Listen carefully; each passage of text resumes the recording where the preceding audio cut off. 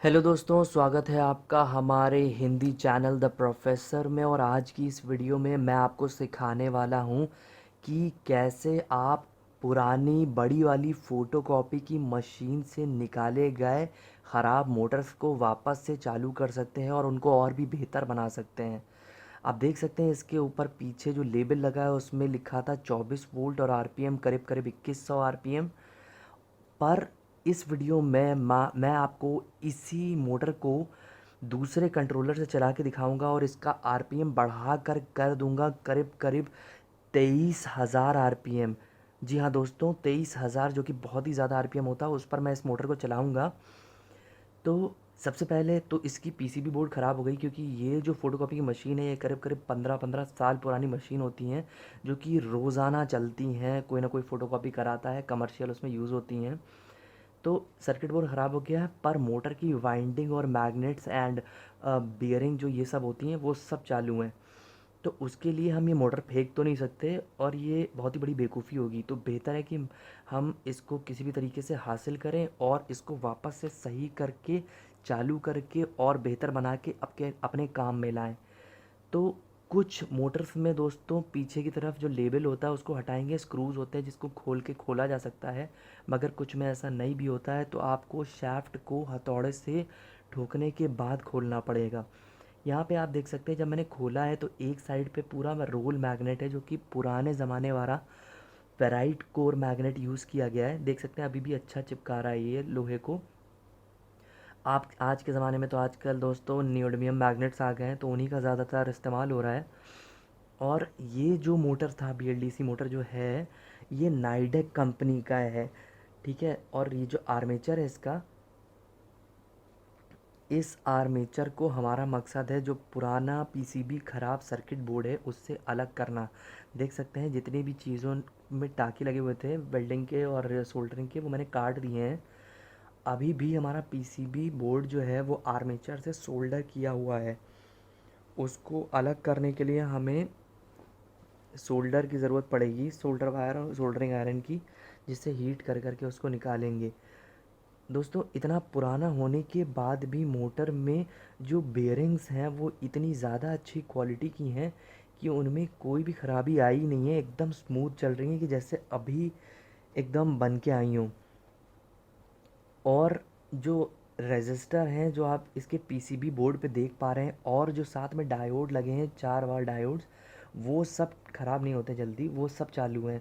आप high current diodes का और रेजिस्टर्स का जो पीसीबी बोर्ड पे चिपके हुए हैं उनका दोबारा से इस्तेमाल कर सकते हैं। चाहे तो उससे आप ब्रिज रेक्टिफायर बना लीजिए, जो कि आपका एसी को डीसी में कन्वर्ट करने के काम आता है, या फिर आप उसको हाफ वेव रेक्टिफायर बना लिए या फ्री व्हीलिंग डायोड की तरह इस्तेमाल कर लिए, बहुत काम आ सकता है।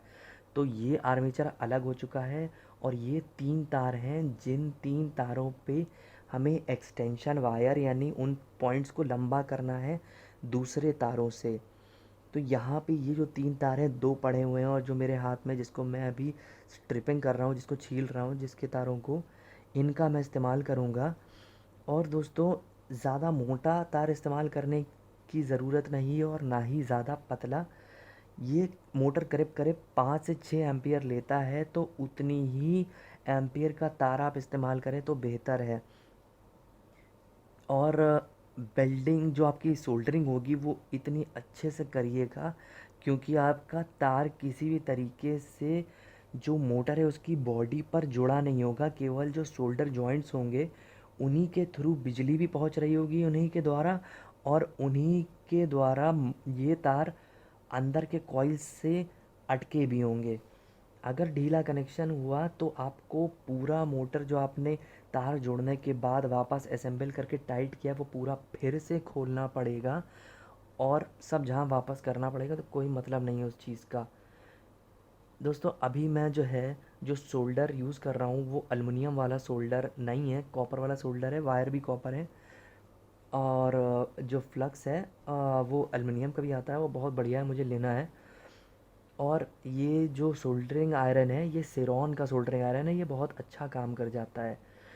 इस वीडियो में जो जो कंपोनेंट्स हैं, जो मेजर कंपोनेंट हैं, इंपॉर्टेंट चीज़ें हैं, उन सब की लिस्ट या प्रोडक्ट के नाम वीडियो में बने रहे, डिस्क्रिप्शन में लिखे होंगे, अगर आपको ख़रीदने हैं आप ऑनलाइन ख़रीद सकते हैं।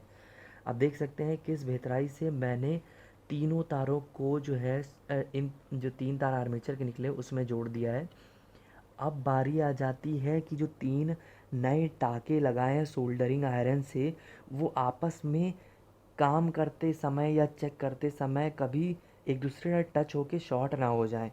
तो उन्हें एक दूसरे से अलग रखने के लिए इस्तेमाल करूँगा मैं इन हीट श्रिंक ट्यूब्स का। इनका लिंक भी डिस्क्रिप्शन में दिया रहेगा, आप उस पर क्लिक करके जाके ख़रीद सकते हैं। 3 अलग रंग के ले रहा हूँ मैं, क्योंकि जो ब्रशलेस मोटर है इसके ये 3 फेज़ मोटर भी होता है और 3 फेज़ में आर वाई बी का इस्तेमाल होता है। आर का मतलब है रेड, वाई होता है येलो और बी होता है ब्लू। तो ब्लू की जगह मैं ग्रीन इस्तेमाल कर रहा हूँ, बाकी सब सेम है। और इसको चढ़ा देंगे इसके ऊपर तो ये बहुत कायदे से ये अटक जाएगा। और अच्छी बात यह है कि इसको हम लाइटर से या माचिस से गर्म करेंगे तो ये पूरी तरीके से तार के ऊपर और जॉइंट के ऊपर चिपक जाता है कि कभी झटका लगे तो उससे कहीं गलती से ये उतर ना जाए कि दोबारा कभी शॉर्ट होने की कोई उम्मीद रह जाए। काम बहुत पक्का हो जाता है इससे। तो अब जो हमारा आर्मेचर अब नया तैयार हुआ है बिना पुराने कंट्रोलर के, उसको वापस जैसा था वैसा ही असेंबल कर देंगे बिना पुराने सर्किट बोर्ड के। और तीनों स्क्रूज़ को लगाने के बाद और ढंग से टाइट करने के बाद उनके ऊपर वैसे ही जैसे मैग्नेट था वैसे लगा देंगे। ये आप देख सकते हैं तैयार हो चुका है। और अब आ गई है बारी मैग्नेट की। और आप देख सकते हैं इसके पीछे नाइडेक कंपनी लिखी हुई है। मुझे नहीं पता, आई थिंक शायद ये जापानीज़ है या चाइनीज़ कंपनी है, क्योंकि जितने भी मेरे पास ये वाले जो फ़ोटोकॉपी की मशीन के मोटर्स आते हैं ये सारे के सारे बाहर बनते हैं, मशीनें भी बाहर बनती हैं और ये वहीं के मोटर्स होते हैं।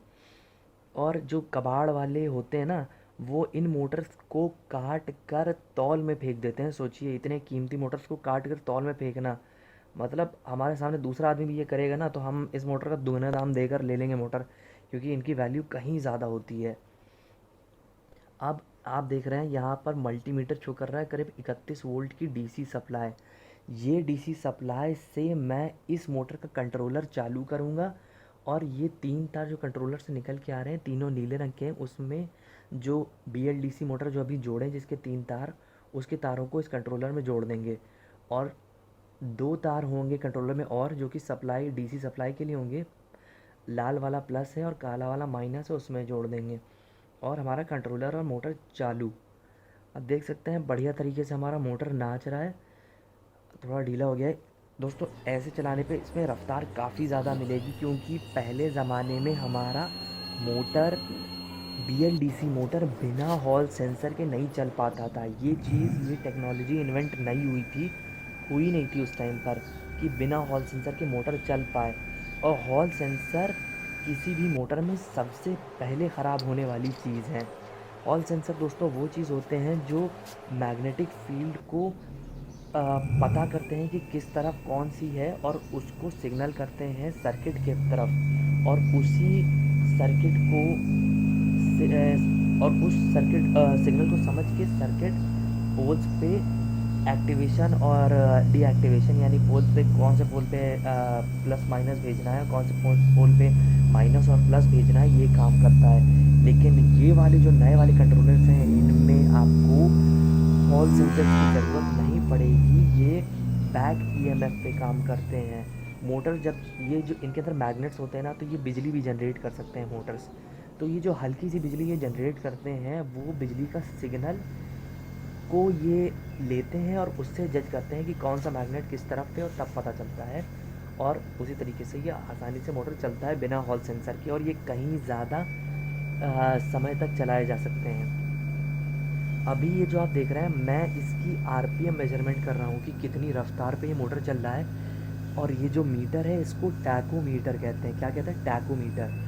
तो करीब 11,000 RPM पहुँच चुका है। याद होगा शुरुआत में मैंने आपको दिखाया था मोटर के पीछे जो लेबल है उस पर लिखा था करीब 2000 या 2100 RPM, और यहाँ आप देख सकते हैं करीब 12,500 RPM पर दोस्तों ये मोटर चल रहा है। आप इससे बहुत ही आसानी से बहुत पावरफुल और रोबस्ट ड्रोन बना सकते हैं, हेलीकॉप्टर बना सकते हैं, या आप जेट इंजन बना सकते हैं, या आप एक जेट बोट बना सकते हैं, कार बना सकते हैं। बहुत चीज़ों के काम आ सकता है ये मोटर। आप देख सकते हैं 16,000 आरपीएम पे पहुंच चुका है। ब्रशलेस मोटर है तो ब्रश घिसने का सवाल ही नहीं होता, क्योंकि है ही नहीं। बहुत ज़्यादा लाइफ होती है इनकी। 15-16 साल के बाद भी आज ये ऐसे चल रहा है जैसे नया खरीदा हो। आरपीएम बढ़ते बढ़ते करीब करीब 23,000 के आसपास पहुंच चुका है ये मोटर। कमाल की मोटर है ये। उम्मीद करते हैं ये वीडियो आपको बहुत ही ज़्यादा पसंद आई होगी, और मैंने इसमें कोई पॉइंट ऐसा नहीं छोड़ा होगा जिससे कि आपको मदद ना मिले ये प्रोजेक्ट खुद से अपने घर पे बनाने में। याद रहे दोस्तों कि आप मेरे चैनल को सब्सक्राइब करिएगा, लेकिन सिर्फ सब्सक्राइब नहीं, बेल आइकन भी दबाइएगा, क्योंकि यूट्यूब बिना बेल आइकन दबाए हुए सब्सक्राइबर्स को मेरा नोटिफिकेशन हर बार शो नहीं करता है। मिलते हैं अगली वीडियो में। बाय।